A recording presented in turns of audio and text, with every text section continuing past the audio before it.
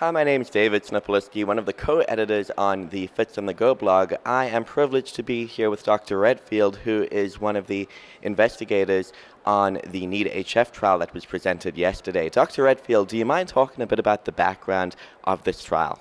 Oh, thanks, David. Yes, we see a lot of patients with heart failure and preserved ejection fraction.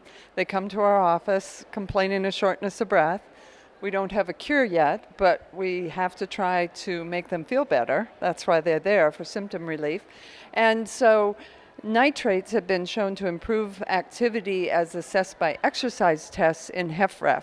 They're readily available, but they've never been studied in HFpEF. So we simply studied whether long-acting nitrates make patients with HFpEF able to be more active as assessed by accelerometry as well as standard heart failure endpoints. And Dr. Redfield, what did the results of that study show? Well, unfortunately, we found that nitrates didn't make people more active. In fact, they made them less active. They were active for fewer hours of the day, and their daily activity decreased progressively with increasing doses of the nitrate. And patients during the nitrate phase of the study didn't have a better 6-minute walk test distance. They didn't have a better KCCQ score or a better NT-proBNP. And there's several potential reasons for that, but really tells us as we're seeing those patients, it doesn't really look like it's worthwhile, and it might be even harmful to treat those patients with long-acting nitrate. I think even though it's a negative study, that's good to know. We definitely want to do what we can to help our patients. In the late-breaking clinical trial section yesterday, a lot of the studies, particularly on heart failure, showed negative results. I think that shows us that we have quite a bit to learn in the field of heart failure.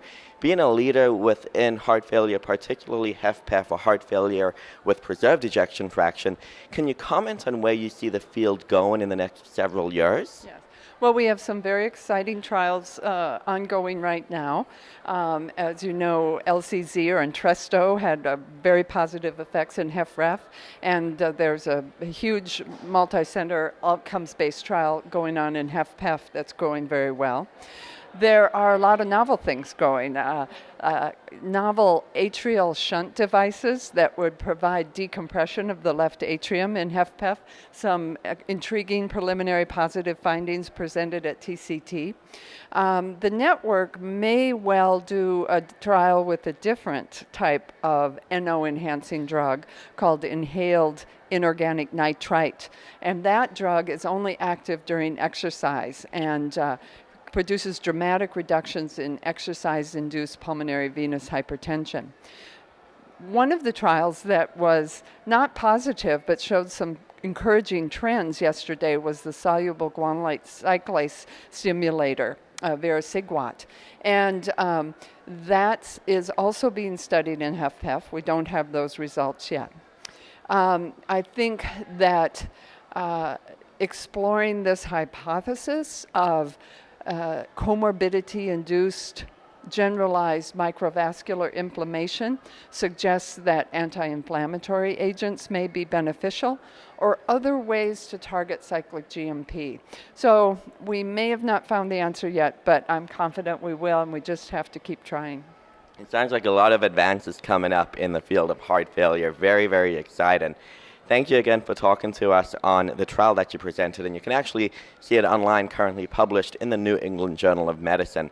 Again, I'm with Dr. Redfield over here at the American Heart Association 2015 in Orlando, Florida. To see more videos of coverage of the meeting, please visit us at www.youtube.com/fitsonthego.